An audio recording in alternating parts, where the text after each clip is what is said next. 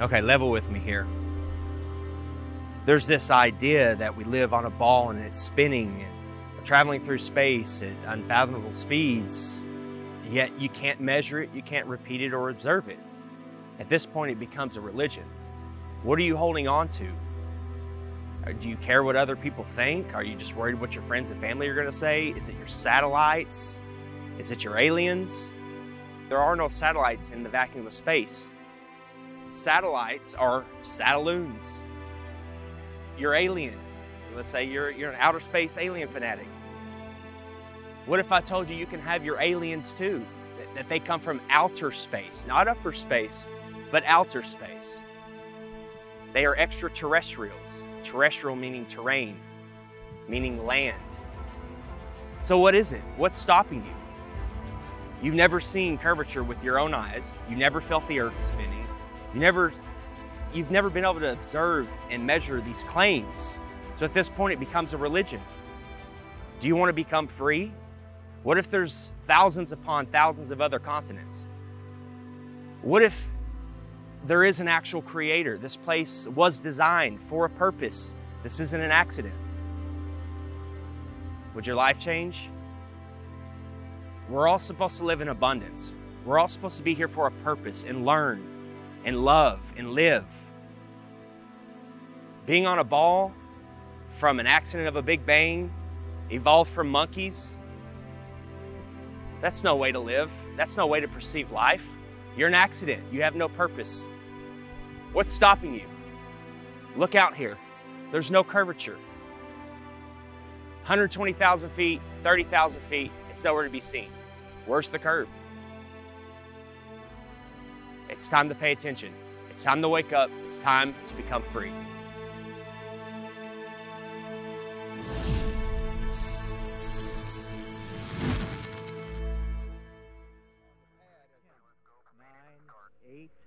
Seven, 6. We have main engine start. 4, 3, 2, 1, and liftoff. Liftoff of the 25th Space Shuttle mission, and it has cleared the tower. On January 28, 1986, CNN watched the Challenger launch live on the air with its viewers. They and the other media outlets told you that the astronauts died in the explosion. But as always, there is an agenda behind every mainstream headline. This morning, it looked as though they were not going to be able to get off.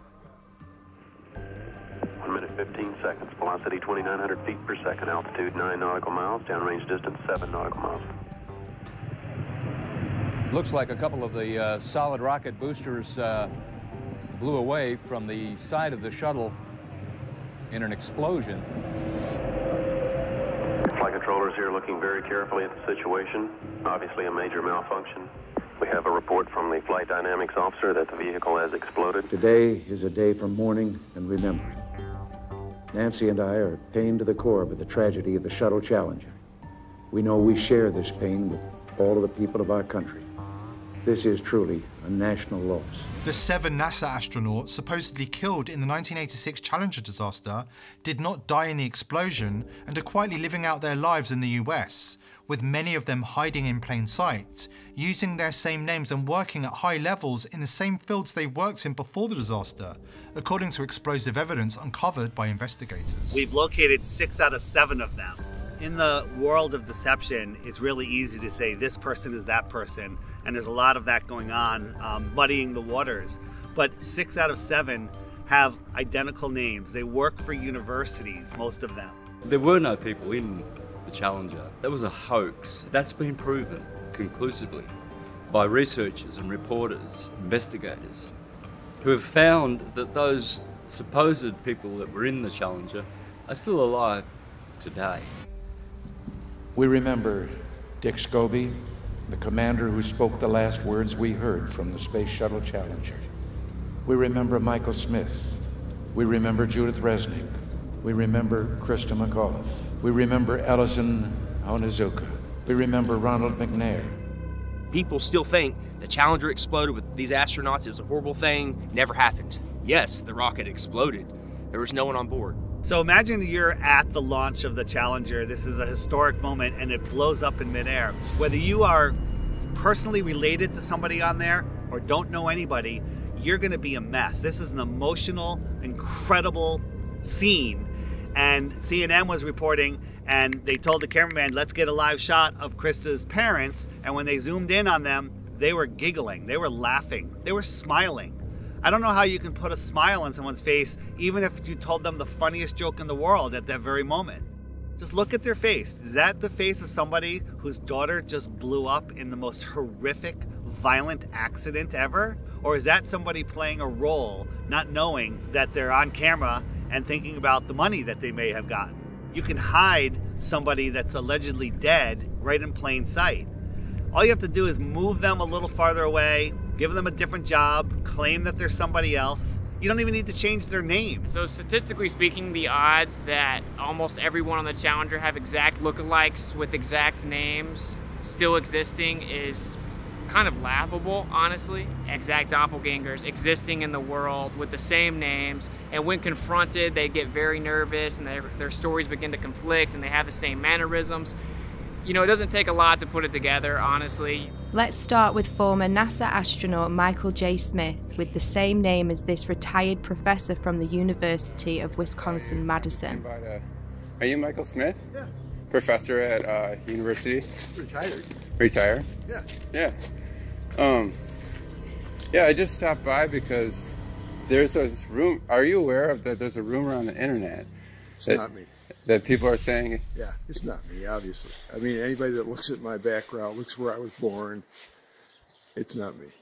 I mean, it's interesting that the Michael J. Smith that was the astronaut looks something like me when we were younger, but really not if you really look at facial recognition. You never been a pilot, never been in the military? Nothing like that. Huh. No. Okay. Yeah. That's all. And I don't respond to the emails I get. I get probably an email, maybe 2 a month. Really? Yeah, and I got one guy that's been really hounding me, and I turned it over to the FBI. Okay. Yeah, you just sure look a lot. It's the same name. I know the facial thing, but that's what we looked like. What? 40 years ago? Mm-hmm. Yeah. Okay. Yeah. Well, thank you. Yeah. Okay. Michael J. Smith, identical looks, dimples the same, teeth the same. There's really no denying it. And before he could finish the question, Michael denied it. Oh, that's not me, you know, and laughed it off. What's he gonna say? Oh, you got me? Not gonna happen. The driveway footage of Michael J. Smith, that's real. I mean, that can't be a deep fake, you know, so at some point you gotta stop trusting liars. We don't hide our space program. We don't keep secrets and cover things up. We do it all up front and in public. Next is former NASA astronaut Judith Resnick with an exact doppelganger working at Yale University. 37 years have passed and she hasn't even changed her name. Side by side, there's no denying it. When she's approached, she has a very odd way of not responding. Hey, Judy? Judy. How you doing? I'm from the press. I just had a quick question, if you don't mind. What press? I'm from a radio station in San Bernardino. I know there's a conspiracy about the space shuttle. No, I want to be polite. Friendly, just a question. So there's a lot of rumors about you being on that space shuttle. Obviously, you know, if you want to comment, we would really appreciate it.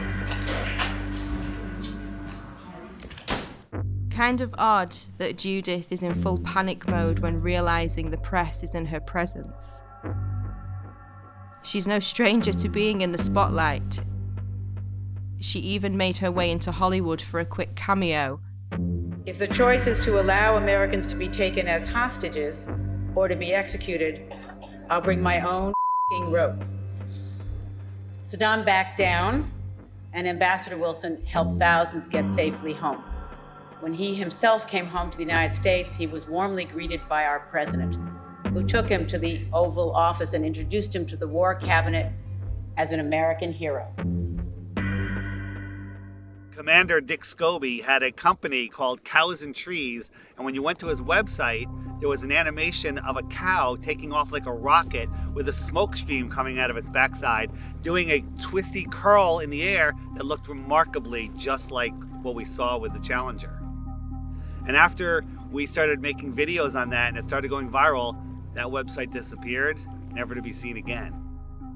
And nobody could have predicted back in 1986 that in 30 some odd years from then that there would be something called the internet that would bring all this information to the tip of your fingers, and you'd be able to search through pictures, Facebooks, websites, profiles. Now these people are scared. They're hiding their profiles, they're deleting their websites, they're making their Facebooks private. Onizuka and McNair are always together. They're hanging out at NASA and always talking about themselves. Ellison Onizuka, if you look at clips of him back in 1986 when this happened, he actually spoke like, every other word was, Let me say that it's really a pleasure to be back. If you look at clips of his brother, Claude, now speaking, it's the same exact thing. Every other word is, But Ellison's dream is continued to be carried on. I think we got some... we're very fortunate that I think we're ready to go fly. Thanks for being out here today. His brother just so happens to be the spokesperson for the Challenger tragedy. Why aren't there any pictures of his brother back when this happened? Why didn't his brother speak at the funeral? Use your head. Former Governor Ariyoshi, who has a story about a picture that survived the Challenger disaster. Ellison Onizuka came to see me one day, and he wanted a family photo. And he wanted to take it up on a Challenger, and he's going to bring it back, inscribe it, and autograph it. But that Challenger accident happened, and I felt very sorry to lose Ellison. But I didn't even think about the photo. I thought everything else must have been destroyed completely. About 2 months later, Lorna Onizuka called me and told me that they found in the water, NASA found the personal preference kit of Ellison Onizuka. And she said there were two things in there. One was a monk's prayer, and the other was his family portrait. So I told her, oh, then it must be in terrible condition because the astronauts, the big bang up and the ocean in the water for 2 months. She told me, no, it's in perfect condition. And she said, I'm going to bring the picture over to you and present it to you. And then in the meantime, NASA got the picture and they put this together for us. Ronald McNair conveniently has a twin brother named Carl McNair who looks exactly like him and is at a lot of the events now, but was nowhere to be found when the explosion happened. Krista McAuliffe was a fairly new teacher, just 3 years at that school. To get her story planted, all of these people, the parents, the astronauts, everyone involved that you saw, a crisis actor.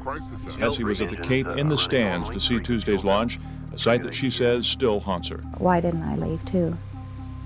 But I thought, no, I want to stay and see it. And as she read Mike's invitation for the launch, Miss Hesse said that she doesn't know if she'll be emotionally ready for a service like that in his hometown. Since I won't be able to see you all in person, let me say thanks for coming and have a great time. And I hope you see a good show. George Bush Sr. hand-selected the teacher, Krista McAuliffe. What are the odds that 30 years later, there is a professor at Syracuse University with the name Sharon McAuliffe?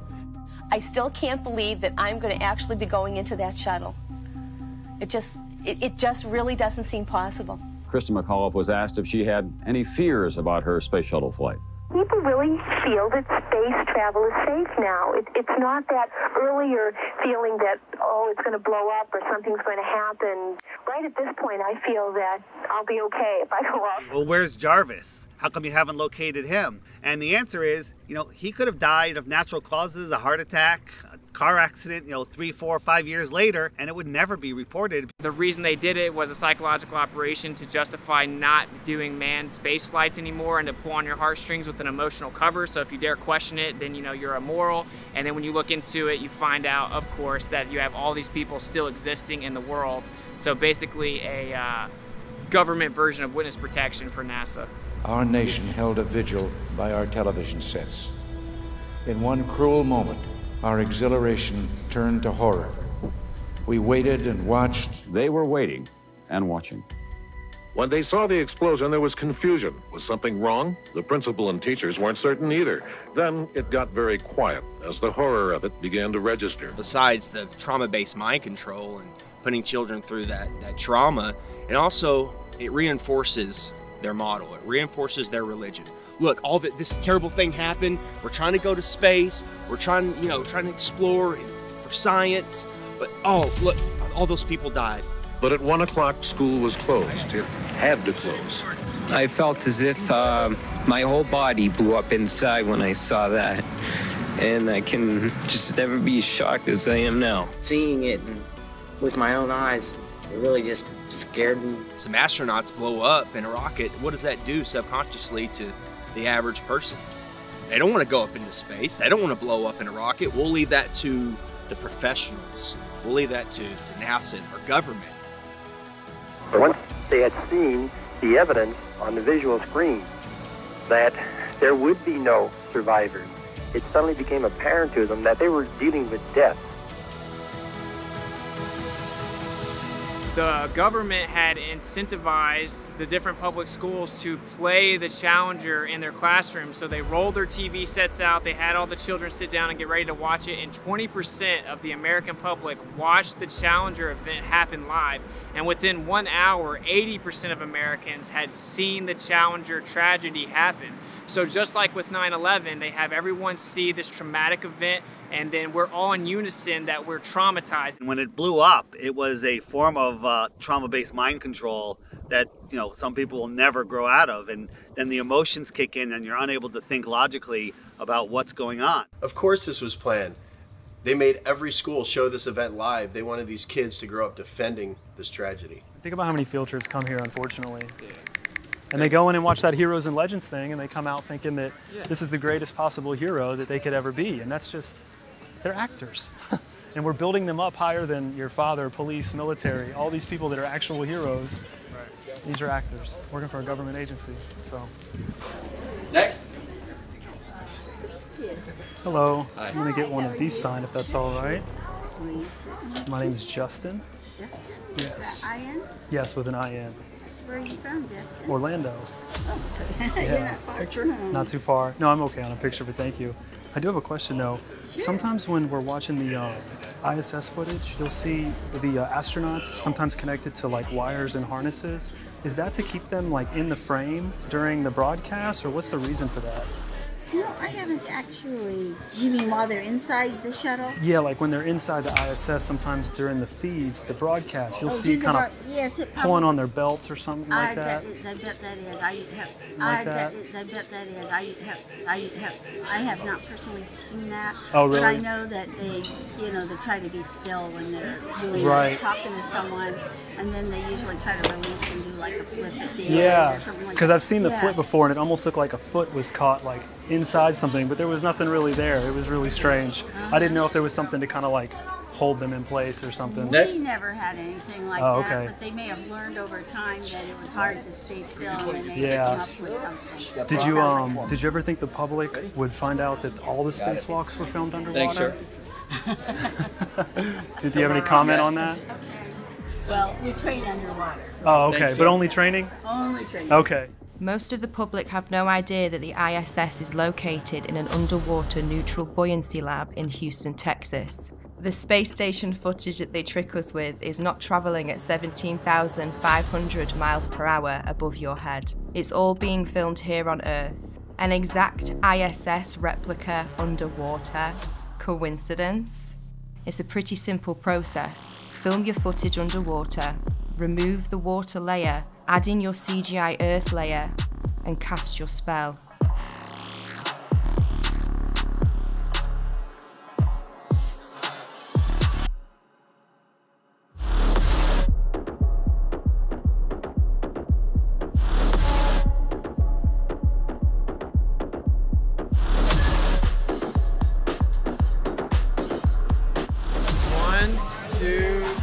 Bubbles in space.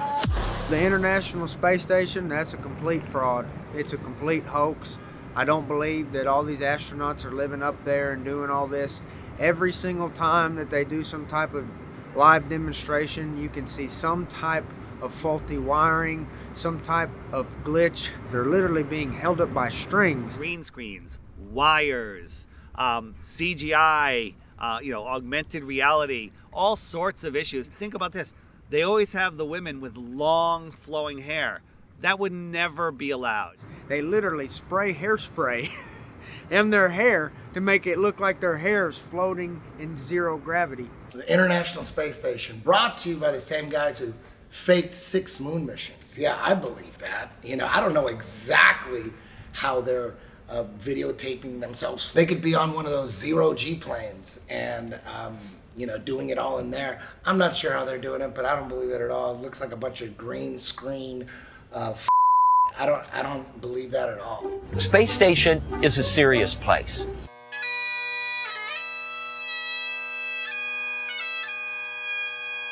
We're doing serious research, scientific research and engineering research. On solid fuel wires, turn the key and light the fire. Running around in gorilla suits, going 17,500 miles an hour. There's supposedly micrometeorites, other satellites up there. They could die at any second, but they're running around playing with water. They're always playing with water, claiming to grow lettuce. And I love this video because it looks like animation, like something that somebody made, but it's actually real footage from the space shuttle, just sped up just a little bit. And this is a little video. It's about 4 minutes long here. So there's the space station. I love that this is not animation. This is film taken by a shuttle of the space station. And so this is real. It's not animation. Now this looks like animation, and I'm very proud to know that it's actually real film. It's not a video game. People are living there. I know this looks like animation, but it's actually really real. I love this video because it looks like animation. It doesn't look real, but it is real. People can watch all these ups and trickery by NASA and all these other space agencies, and all that goes out the window because they see a little light in the sky. And it's the ISS. Oh yeah, that's the ISS. That's all the proof they need, and everything else goes out the window. The view will still be A-OK out there, and all you need to look for is a bright light in the sky that will be moving, and that'll be the space station. I've seen the light go from horizon to horizon. There's many problems with that light. First, it's as bright as the sun. It's really bright. How is the ISS reflecting that light as bright as the sun back to me the whole way across? Is it made of mirrors? Is that mirror following me? Right? How would somebody 10 miles away see the same reflection? Because it can't reflect in all directions. It's going 17,500 miles an hour for 12 minutes. I could see it. So what is it? I was in communication with a NASA whistleblower, and he says that they have 5 B-2 bombers that they've remodified with some parts of them are transparent material, with a thin metal struts that you really can't see. The bottom was overlaid with LEDs to match the color of the sun, and they use them in their base. 2 of them are in Alaska, and I forget where the other ones are, and they take turns doing these flybys.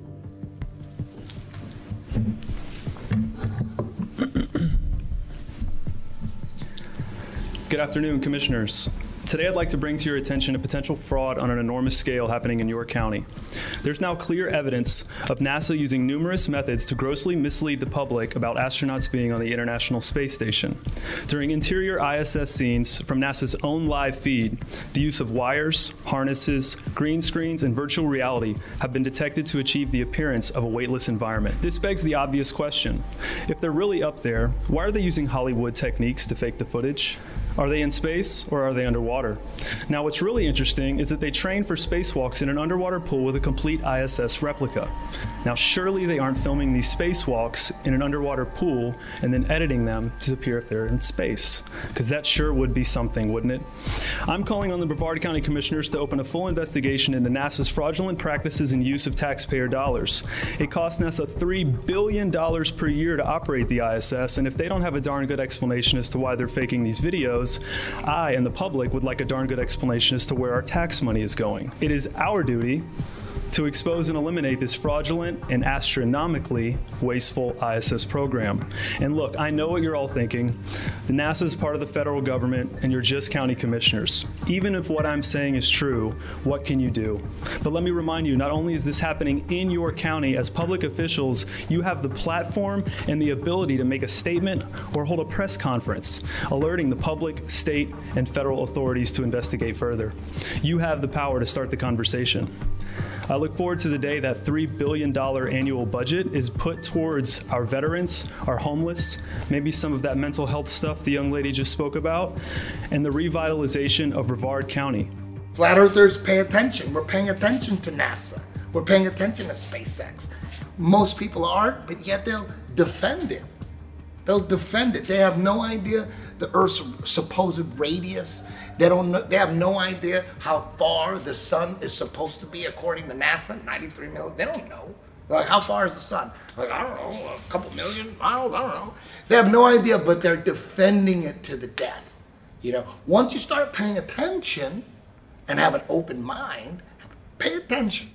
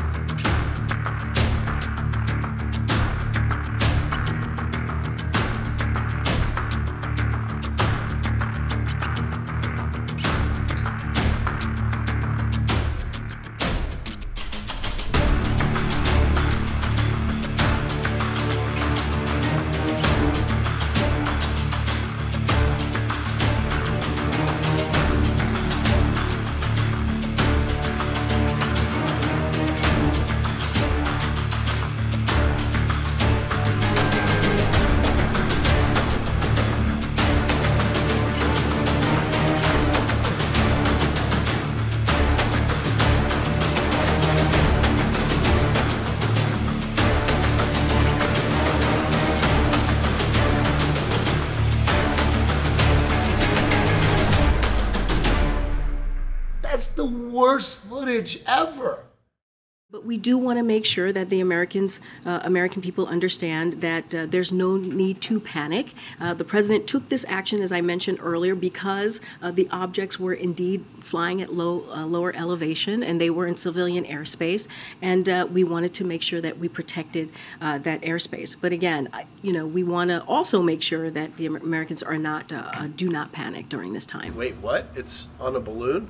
Why is there a satellite on a balloon? It's always been that way. Flat Earthers have been talking about this for a long time. One thing that isn't really discussed in the mainstream is that NASA, you know, of course we know, spends more money on helium than anyone else in the world, and actually just upped their most recent contract to hundreds of millions of dollars for helium. And they admittedly launched balloons bigger than 1 to 2 football fields. And it's significantly more efficient for transmission of data, for weather compilation of data. They basically have a fleet of balloons above you that are facilitating majority of the information that we utilize. So why do you think NASA is the world's largest consumer of helium? Why would they send up balloons, these satellites, on balloons if they're in magical floating space, in the magical floating vacuum of space? They're showing us, they're telling you right now, they're telling us in plain sight, hey look, satellites are on balloons, they're not in magical space. Right here at this research center. Okay, this loud truck, yeah. I know they're gonna make the noise. Okay.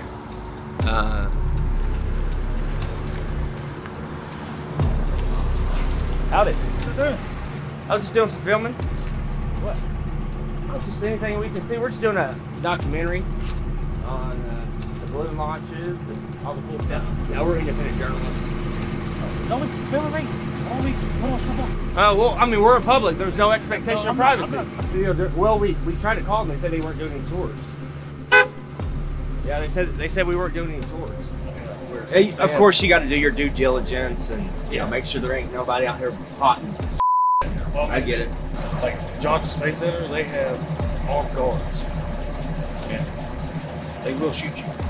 Yeah, they definitely operate. Do not run up in the air. Yeah, like you're gonna do nice. No, we're just infatuated with the Saddleloons, Yeah. We didn't even know they existed. It's cool that they're all going up on balloons. We didn't even know. We were taught, they're just orbiting by themselves. Or they're shot up with rockets. Yeah, they're shot up with rockets. That's all. It makes more sense on a balloon, so we're like, okay, well, this makes sense now.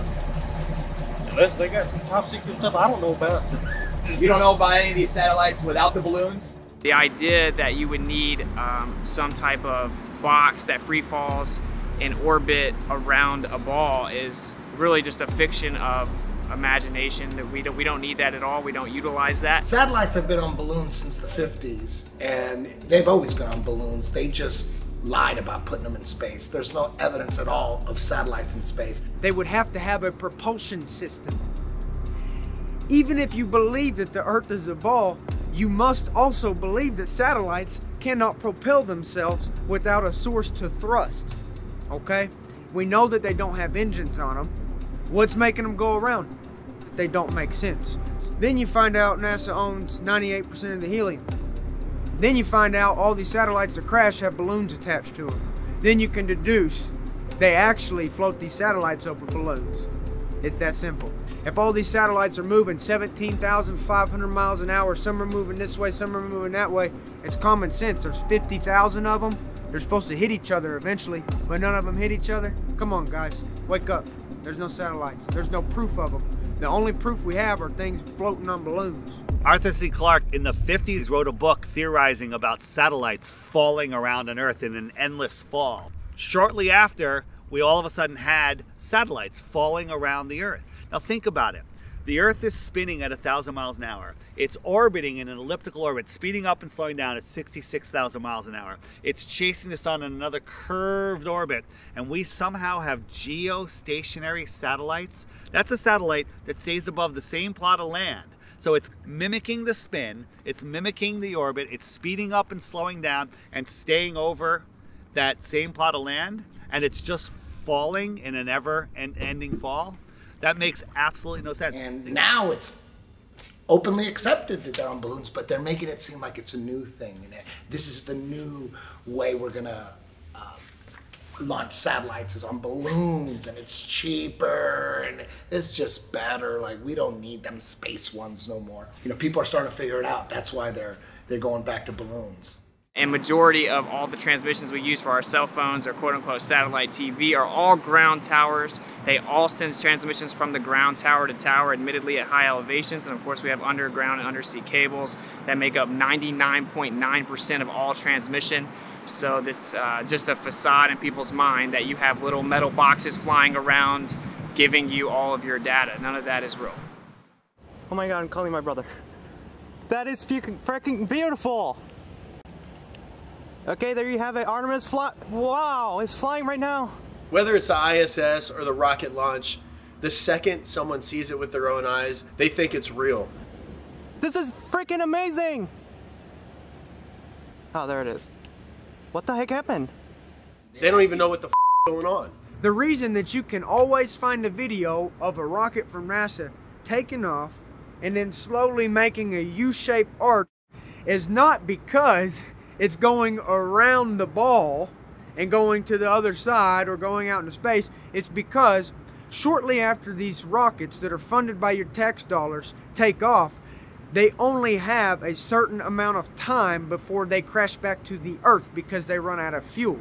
It's all made up. So what really happens is they launch them near the ocean in Texas or in Florida. They will never launch a rocket from the middle of the country. It won't make it to the ocean. It'll crash on dry land, okay?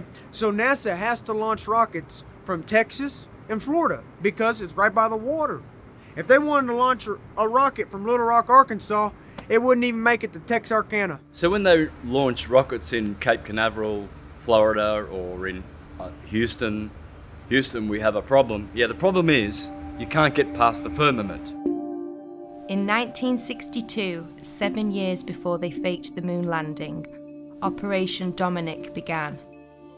A series of 31 missiles were shot straight up into the sky to test how high humans can actually reach.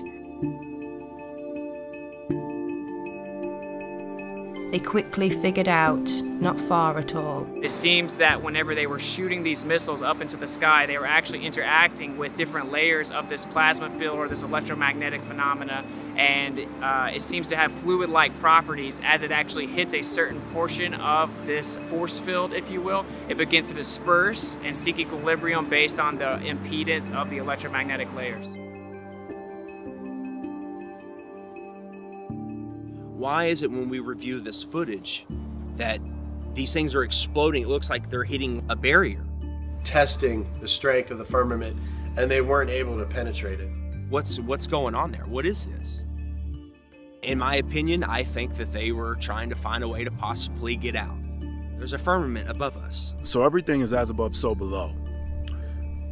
Obviously, many people are becoming aware that there's a firmament above that many people are now starting to realize is impenetrable. No matter what you do, you can't go straight up in the air and keep going. An interesting rocket launch was the amateur Go Fast rocket. They gave us something that NASA and SpaceX never gives us, an uninterrupted feed from their camera. If you watch a NASA launch or a SpaceX launch, there's 4, 5, 6 cuts before it even clears the launch pad. Gave us an uninterrupted 72 miles, I think. Went up, and all of a sudden it went kerplunk, it hit something. It went up, and it appears to have hit the firmament. One thing I really want your generation to embrace is that the Earth is a closed system. We cannot leave the Earth. There's no place to go. There is water surrounding us in all directions, including directly above us. We now know that there's something called superfluid that exists. You could have helium-3, and it could actually offer full electromagnetic propagation perpetually without any impedance. Based on the things that I see, such as Crow 777's lunar wave observations, I think that there is clearly a fluid-like medium above us. The waters above in ancient astronomy, which was the same science as astrology, except one was more theological and one was more secular, they taught that this was called the crystalline sea. And in the book of Revelation, it speaks about the crystalline sea. It's the 9th heaven. The waters above, it's firm. I think the evidence is pretty overwhelming that there is a fluid-like medium above us.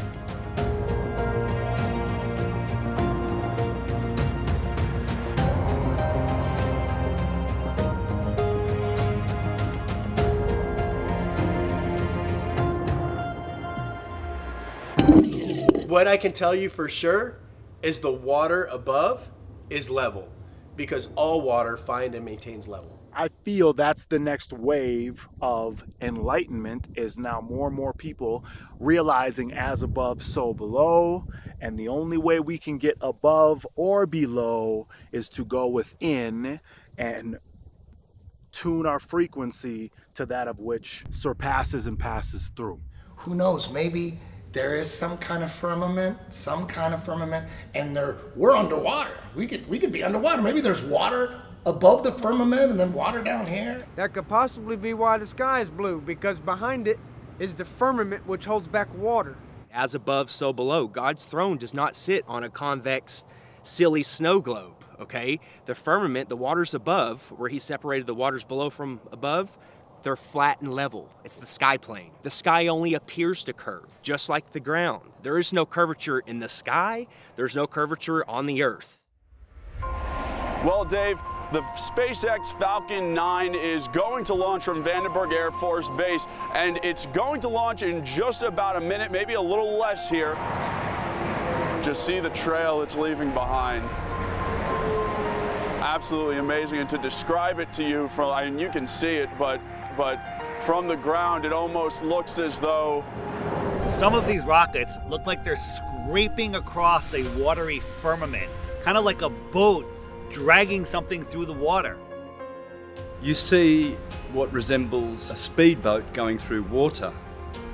You'll see the rocket hit the firmament, explode like watery, and then it will skim along the surface of the firmament. Why is that? Well, because it's hydrogen, it's water. I'm not sure what they're doing, but they're not flying into space. It's almost like they're just throwing it in your face. Look, we're running into a solid barrier. These rockets literally look like they're bouncing off the ocean, like a boat in the ocean, creating waves. Look at it, look at the footage, look at that. They're putting it in our face. It's soft disclosure. They can't just come out and say there's a firmament, we're on a flat earth or whatever else. They can't just come out and say it. They have to show breadcrumbs. They got to show a trail of breadcrumbs. They have to boil the frog slowly. People say, well, what's under the flat earth? Because they're thinking of a disk floating in space. We don't know what's under the flat earth because the deepest hole is 7.8 miles. And while they were digging that hole, while they were drilling that hole, they were using ground penetrating radar to see what they're going to hit next. And they were wrong every step of the way. No more rocks, no more water. They hit rocks, they hit water, right? They were wrong, wrong, wrong. And then they hit an impenetrable barrier. They tried for years to get through and they couldn't. And then they gave up. But then somehow we have a meme that shows us a cross-section of the Earth, the next 4,000 miles. They know exactly what's there. They couldn't get the first 7.8 miles right, but they know the next 4,000. And everyone's seen the meme of the Earth with the molten magnetic core. Another thing that they're laughing at us, because you can't have a molten magnet. Any magnet of any type, you heat it up, and before it melts, it hits the Curie point, and it loses all its magnetism. Have y'all heard about the recent claim from the heliocentric priests? They're saying that the core has stopped spinning and it's now spinning the opposite direction, which is going to cause all this chaos. Well, this morning we are learning about a shift in the Earth's inner core that sounds like the plot of a Hollywood blockbuster. Scientists say our planet's solid core, which is actually disconnected from the rest of the Earth's layers, may actually have stopped rotating and could even reverse course. What does this mean? Well, at first it sounds like something from a Hollywood movie. Right. The script says, oh my God, the core of the Earth is spinning backwards. How do they know this? I just want to know, how do they know what the core is doing if they've only been down 8 miles? How is that possible? We've only, as humans, dug down a maximum depth of 8 miles. How do they know what's 3,000 miles down? Makes no sense. So if you look at a magnetic field on our ferrocell, you have something called the inertial plane or the block domain wall. That would be where we reside. We live within a magnetic field. And you can only go so far down before you're actually going to have the reciprocation of that energy or that magnetic field. We know the deepest hole ever dug is around 7.8 miles, which seemingly correlates to the deepest area in the ocean, of course, the Mariana Trench. So the way that I see it is you're actually living on the inertial plane within the magnetic field, which actually then begins to make all celestial phenomena fit perfect within the toroid. And of course, this entire idea that there's this magic magma core made of nickel and iron that's spinning at a different speed than the Earth spins is a complete fiction made up of seismic activity and speculation. And actually, when you look further into that, they say that that causes the magnetic field with something called convection currents. You have the geomagnetic field from the geodynamo model, and actually you would have a symmetrical magnetic field coming from the core. As it is a sphere, you would have the same magnetic field in the north and the south. But what the evidence actually shows is that it is not symmetrical at all, and in the south, the magnetic field gets up to 30% weaker. There's something called the South Atlantic anomaly, which shows that it 100% is not some symmetrical dynamo effect causing the magnetic field. If you actually look further into the dynamo model, there's about 50 questions that have gone unanswered. They can't even get the math to work with supercomputers. It's pure speculation that they can't get to work, and it seems that actually we are just prohibited from going too far down based on pressure mediation within a magnetic field. There was a famous scientist that sent a submarine down and hit the bottom of the ocean and wasn't able to penetrate the bottom of the ocean, as if there was some type of water barrier firmament.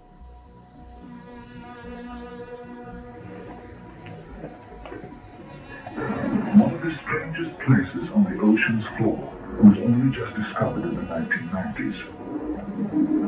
At 9 degrees, one of a handful of people to ever see it in person. Without a doubt, one of the most amazing things that I have ever seen in the bottom of the ocean. It was while filming for Blue Planet in the Gulf of Mexico. nights ago, I noticed there's something out in the distance. Couldn't tell exactly what, but it looked like a dark band. And as we approached it, the dark band became a donut.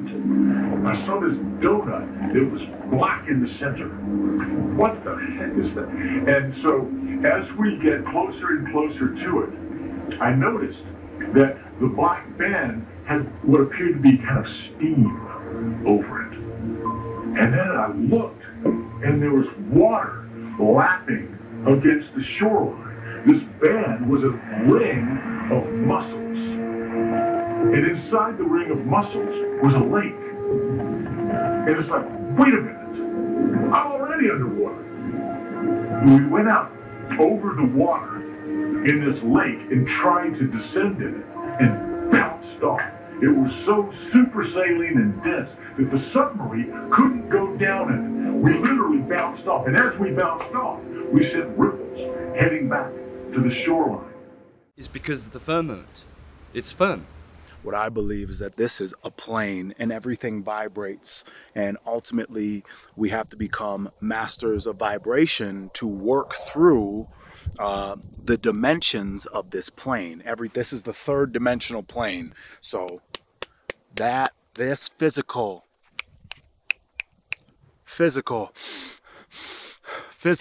this is the physical plane. Now, if we close our eyes and we envision something, our brain doesn't know the difference between a thought and actual reality. So they teach us about gravity when we're young kids, because when you're a young kid, you kind of believe everything that you hear. They tell us that gravity was discovered by a guy named Isaac Newton. And by the time he was 23, he had discovered gravity, invented calculus, and trigonometry. Well, I'm telling you right now, none of that happened. Gravity's just a theory and an excuse, really. It's real simple. If there's a force strong enough to hold oceans to the planet, there's a force. We should all be stuck to the ground. You know, the force can hold buildings, skyscrapers, tanks, ships to it, but it can't hold a helium balloon. Helium balloon just flies away, smoke just flies. Everything should be stuck to the ground like a magnet. If there's a force holding oceans to it, it doesn't make any sense. Once you look at gravity and you try to prove that it's real, you'll discover there's no proof of it, and that there is only proof of density, buoyancy, and electrostatics. Electrostatics is a proven thing. We all know that a positive and a negative will attract towards each other. So the Earth has a neutral or negative charge. Everything above it has a positive charge, and it is attracted to it. Everything that exists is electric. There's not one thing that exists in the entire world that is not electric. It's actually the unifying force that keeps everything here, holds everything together, and everything seeks equilibrium based on that. So everything's trying to find a state of rest based on its electric phenomena or its electric nature within the environment that we exist within. And then when you start to look further into it, you find out that on the smallest scale, electrostatics is significantly stronger than gravity is even claimed to be. Magnitudes greater, 10 to the 36 power to be specific. So everything, simply put, everything that exists is electric. Everything that is falling to the ground or not falling to the ground is seeking equilibrium based on electrostatics. We can actually test this. We can use something called a corona motor, and whenever we manipulate electrostatics, we can make things levitate. We can make things go up or down, and we can actually change how fast they go down. We can also manipulate the weight of an object simply by manipulating electrostatics.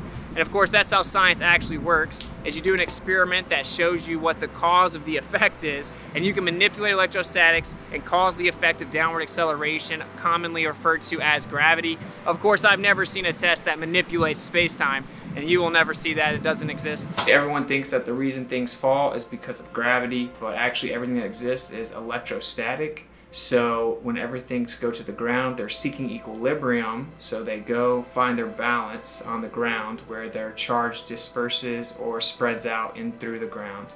So we have positive charge in the air, We have negative charge on the surface of the Earth or on the ground, which is why it's called grounding. And then we introduced positive charge, and then it went back down to the ground to seek equilibrium. This shows that that's actually what objects do when they fall to the ground. They go to the ground because of the electric forces, and they seek equilibrium on the Earth. We knew about it as in the 1950s, even earlier, and it's all been hidden because if humans were allowed free energy, free movement, and able to explore, we would find out what this place is. We'd find out our position in this world. And that's the number one thing. Why are they hiding flat Earth? Why? What's the motive? And the motive is to keep us dumbed down, not knowing who we are, not knowing where we are, not knowing the true power that we have, and not having true freedom. So ultimately, the master plan in all of this is to fake an alien invasion. I think one of the biggest upsets with globe believers when they hear flat Earth is we're taking away their Star Wars. We're taking away their aliens. We know aliens, extraterrestrials, have been documented since all recorded history. I've actually personally seen UFOs multiple times from like the age 18 up, probably 7 different times I've seen UFOs. I know it's a very real phenomenon. What about the secret space program? I call it the secret propulsion program. They're using electrostatics and other technology to maneuver around. Maybe they're even just pulling energy out of the air. We can go back to, I think it was Reagan in his famous United Nations speech, talking about the world coming together, facing a universal threat. Perhaps we need some outside universal threat to make us recognize this common bound. I occasionally think how quickly our differences worldwide would vanish if we were facing an alien threat from outside this world.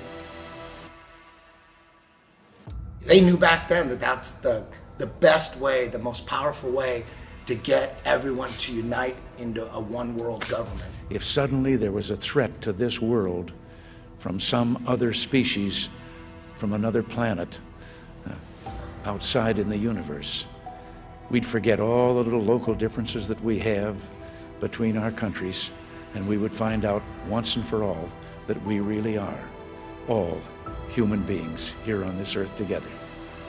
Well, I don't suppose we can wait for some alien race to come down and threaten us, but I think that between us we can bring about that realization. We did secure some footage of the flying disc in the hangar. The code name for the project is Equipe, and it has been designed for humans to fly. We asked the scientist in charge of the project what propulsion system the craft uses, but he would not divulge what he called classified information. As to how much of it is man-made or something that maybe you wouldn't understand, that's a great question, who knows? But I think that they've simply reverse engineered ancient technology and then hid it from the masses so that we don't know what it is. And you can look back at the Germans and they explain that we're using electrogravitic propulsion. And so with electrogravitic propulsion, you could attain perpetual flight, you could defy, quote unquote, defy physics, you could attain all kinds of changes in angular momentum on a dime. Man-made technology that we don't understand yet. I don't know, maybe there's other humanoids or aliens, whatever you want to call them, like that way and that way, but up there, I don't believe it. UFOs are real. You guys are just confused where they come from. They don't come from some far-off planet trillions of light years away. They come from the outer lands and possibly under the ocean.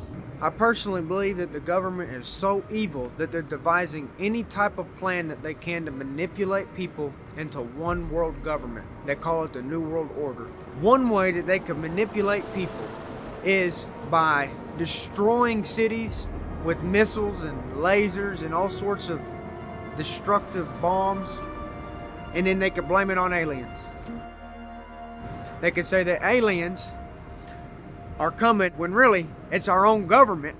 Now man has reverse engineered that, so we do have them here now. We know our government has this technology. If they fake an alien invasion, they get the New World Order, which they want.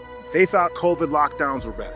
We found out that they pretty much lied to us about everything to push an agenda of more total control. We're closer than we've ever been to World War III, all of this other stuff, and now the only way for them to truly, in my mind, get what they want or supersede the timeline, speed up the timeline, is the fake and alien invasion. The moment they do that, everybody panics. The government has to step in as a one world government. All governments come together to fight an outer worldly threat. And then we're all in lockdown like you wouldn't believe, because we got to be aware of the alien viruses. I mean, we're already scared of the human viruses. Now we got to be scared of the alien viruses, and we're So that's, I think, the end game. And it's pretty easy to see that that's what they're gearing up for. That's why they're telling us there's a mothership in our... No, shut the Like, we've had this technology for years. They've taken our focus and put it up there and not to the outer lands or the extraterrestrial areas. When someone says extraterrestrial, what does that mean? It means extra terrain. So it's a lot more prevalent that the world is bigger than we know, in my opinion, than these beings are traveling millions of miles or light years away to come here. I believe they won't let us go past Antarctica. So if they won't let us go past Antarctica, my favorite show in the world is Attack on Titan. I believe they're telling us things through shows, that being one of them, that there is potential for other land outside of what we know. If there's more land out there, then why are we paying $1,500 a month to live? Or California, people are paying $3,000 to $4,000 a month in rent to live.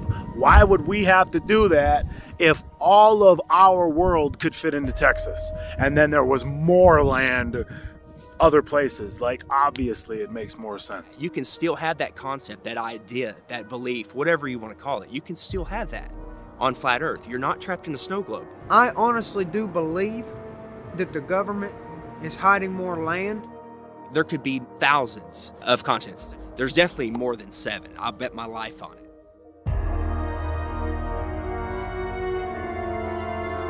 Relax.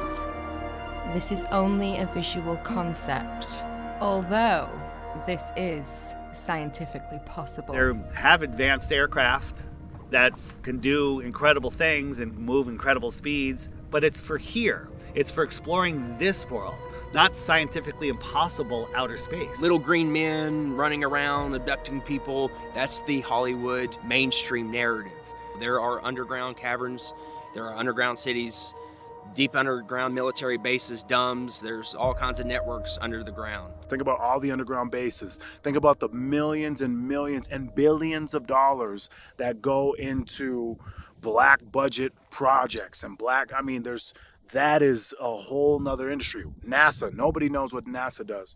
Regardless if it's a government hoax to instill fear and control and take away our rights, if it's Project Bluebeam, just know that these crafts are not coming from outer space in the magical vacuum of floating balls. They're coming from outer space, not upper space. They're coming from outer space. The extraterrestrials are coming from outer space. So just know they're not coming from up there. There's a firmament. They're showing you on the daily, rockets bouncing off of it like water. They're showing you on the daily. They're not coming from up there. They're coming from out there. So I've recently come across information from someone inside the military that as early as 1992, they were able to attain the ability to do holography or holograms with acoustic holograms, electromagnetic manipulation, just utilizing light, as you know, for very realistic holograms in any size or proportion that you can imagine with the entire spectrum of dimensions. So I would just encourage anyone that does begin to see this activity in the sky to always keep in mind that it could be simple hologram technology used to manipulate you emotionally to get you to be in a state of fear. Of course, we've been warning people about that for over 7-8 years, that Bluebeam was given to us as a warning via the Secretary of Von Braun that will be their last card. He would repeat to me over and over, and the last card, the last card, the last card would be the extraterrestrial threat. Well, at the time, I kind of laughed when he said asteroids, and when he said extraterrestrials, I knew I wasn't going to deal with that subject. And now we hear on the news just today, this week, that they've slid in another enemy. Only this time we're going to protect our satellites. In other words, we have to have some reason to spend these trillions, to waste these dollars on a space-based weapon system, and they're all lies. A lie, a spin. And Wernher von Braun was trying to hint that to me back in the early 70s and right up until the moment when he died in 1977. What he told me is that there's an accelerated effort in place. He didn't mention a timeline, but he said that it was going to be speeding up faster than anybody could possibly imagine, and that the last card that was being held was the extraterrestrial enemy card. The intensity with which he said that made me realize that he knew something that he was too afraid to mention. He was too afraid to talk about it. He would not tell me the details. I'm not sure that I would have absorbed them if he had told me the details or even believed him in 1974. But there was no question that that man knew and had a need to know, I found out. The look in his eyes made it clear to me that he knew that there was something going on that was a big secret that he could not divulge. That'll probably be their last card. I think that's where they're heading. They've got the technology, they've got amazing advanced stuff which they've held from us, the elite families, for millennia. And also, there's patents for this, guys. There's patents, old documents, patents, US government, Russia government, German government, everyone. They have patents, documents from dating back to the early 1900s of building these machines by hand. Why are they building these machines? For what? What is the whole plan? If these are some special things coming from above, then why does man have to build them here to scare you with them? Why does man have to create blue beam technology to, coming soon, scare you with this stuff? Because none of it's coming from above you. None of it is random, okay? It's either coming from the outer lands, under the ocean, or they're man-made, or blue beam, or all the combination of what I just said. But there's nothing coming from above your head, so please stop. Stop holding on to your alien bullshit. Let your ball go. My name is Joseph Spencer. I was known as a man in black. Following 7 years acting as a counterintelligence agent for the CIA, I was recruited for a new assignment that entailed working within above top secret operations. I was aware of the black budget projects, but never knew the context of them due to their high level of secrecy. Even the president was denied access to their inner workings. Annually, billions of dollars are poured into black projects, which operate without any supervision or intrusion. They have full autonomy. The operations deal primarily with advancing military technologies, most of which have been reverse engineered from recovered alien spacecrafts that had either crashed or were shot down by our military. The public, sadly, will never, ever have knowledge of these operations.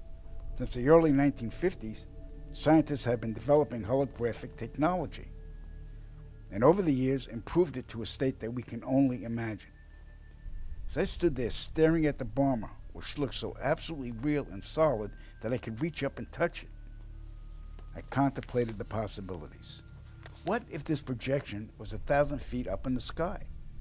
How would anyone know that that was an illusion? The Phoenix Lights craft, witnessed by 10,000 people, was the first grand-scale skybeam test upon the public. It succeeded beyond expectations. In October 1938, Orson Welles unleashed his War of the Worlds radio broadcast to the American public. It was so realistically portrayed, vast portions of the population went into panic. Terrified citizens scrambled to evacuate their cities in droves. America had been easily tricked by very simple means. In the year 2024, the world will stand witness to a massive alien invasion. Thousands of projected holographic alien warships will blanket the skies, sending people into a panic. Real military crafts within the holograms will inflict actual damage to the surrounding areas to sell the gimmick.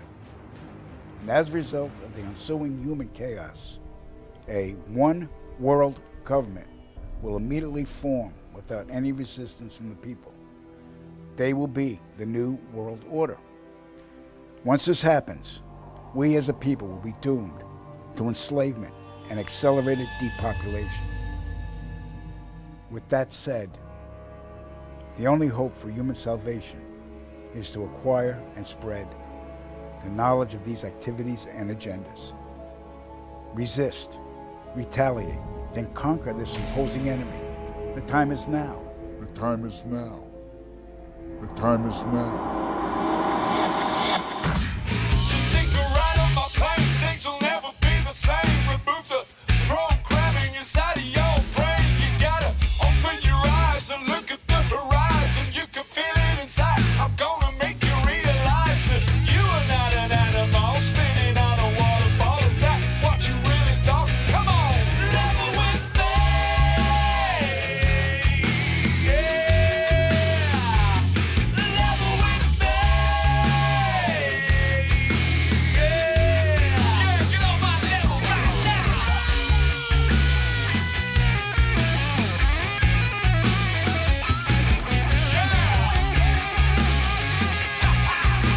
Once you on the level, say I'm finding the devil. 'Cause you are not an animal spinning on a waterfall. Is that what you really thought? Come on, level with me. Yeah, level with me. Yeah, level with me.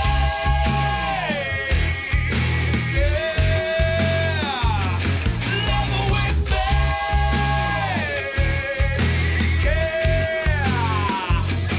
Level with me. Got your mind. You're lost in space. Level with me. You're out of control. You need to come back down. Level with me. Why would rich, powerful people want you to not know the Creator, God? Because a man of God cannot be controlled.